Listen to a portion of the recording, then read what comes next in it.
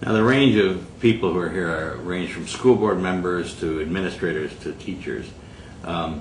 Have you worked at all with the higher education community in New Orleans, or has help concentrated mainly on K-12? Well, we're looking at everybody. Tulane, one of our huge meetings happened at Tulane, one of our planning meetings with Bring New Orleans Back, but most of the higher ed institutions have immediately they reopened. They spent money to get, Tulane, the president of Tulane felt very strongly that he wanted his university to look just like it was before the storm, so they came in and they re-landscaped it and got it back. So and for the purpose of having the students feel less of the impact by their environment being the same.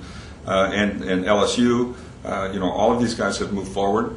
And we certainly have had some discussions with them because there's a huge tie with the education community, the higher ed community. Mississippi Gulf Community College is actually becoming partners with us now, and they're trying to help lead the Mississippi coast because obviously the whole K-12 system, they have influence over that whole system, and they want to be the ones that are saying, work with us. And then from a parochial standpoint, it was very impressive that Father Maestri, we did an interview on CBS when we were here with that original cross-section team. It was very impressive. Father Maestri saw it in the morning, and within an hour I had a phone call saying, I want to talk to you about the parochial schools. Yeah. And the one thing the parochial schools did was they had 1,184 buildings damaged in a hurricane in New Orleans, and they immediately opened their doors to every student anywhere and asked for no tuition, and they turned nobody down. So thousands of these students from the systems that were the schools totally destroyed actually moved in and were within the parochial system, and they absorbed that cost and didn't ask for anything. So we've been very pleased to be able to work with them as well.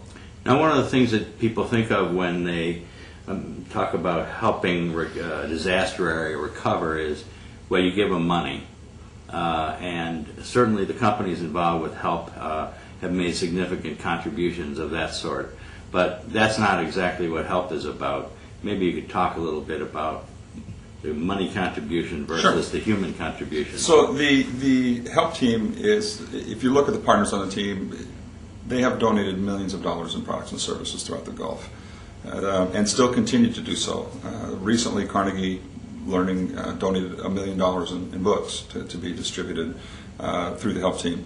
And we really, it's a lot more than that. It's really providing the guidance and support. So what we heard from some superintendents were, what we really need is a blueprint, because we don't know how to get from where we are now to move into that new environment that we need so much for our children. We don't know how to get there. So if you could give us that blueprint, we'll move down that road at our pace as quickly as we can. And of course, any extra help that comes in is fine.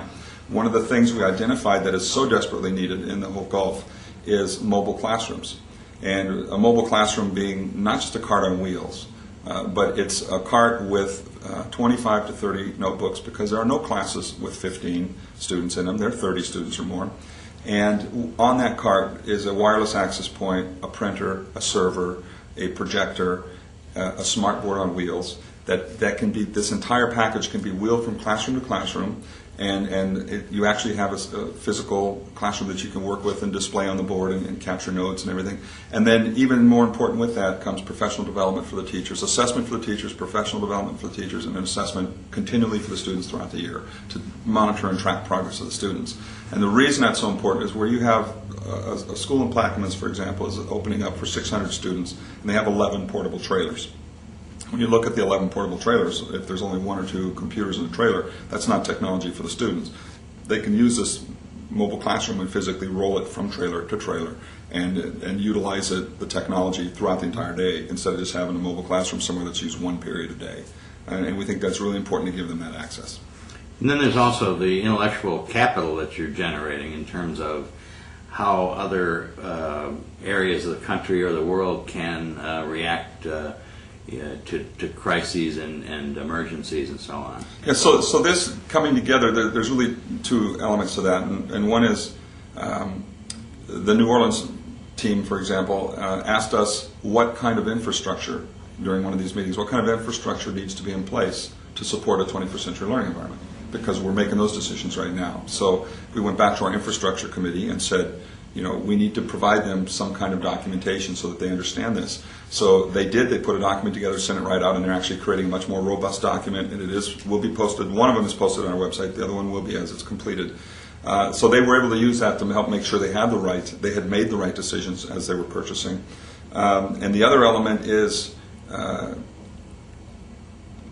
really, as a team, being able to provide a model that can be used anywhere. And that means that if there's a typhoon somewhere again, that they can look and say, if it's in another country, they can say, look, this model really helped in the United States.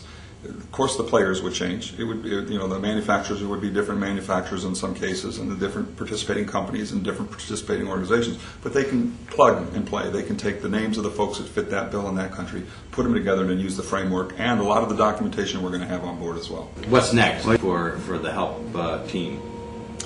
One of the things we're doing is we're launching a funding campaign so that individuals from anywhere in the country can donate, and that all of those monies will go directly to mobile classrooms for the Gulf region, for the displaced children, and for the damaged schools. And we're working very closely with the states to identify the highest need. And that's accessible off the Help Team website, and folks can donate to that. And then we will also be listing on a website where we place those classrooms so people can see where they're being purchased and tracked and the results of that. And the Help Team moving forward is it's still continuing to become more robust. We're getting more partners. Xerox just joined the team. We're getting some corporate partners coming on board now. So we're getting some things that are going to be planned, some events throughout the South to really help refocus efforts and attention from the United States on the Gulf region, because they seem to have lost some focus there, and these people really, really need help that they're not getting.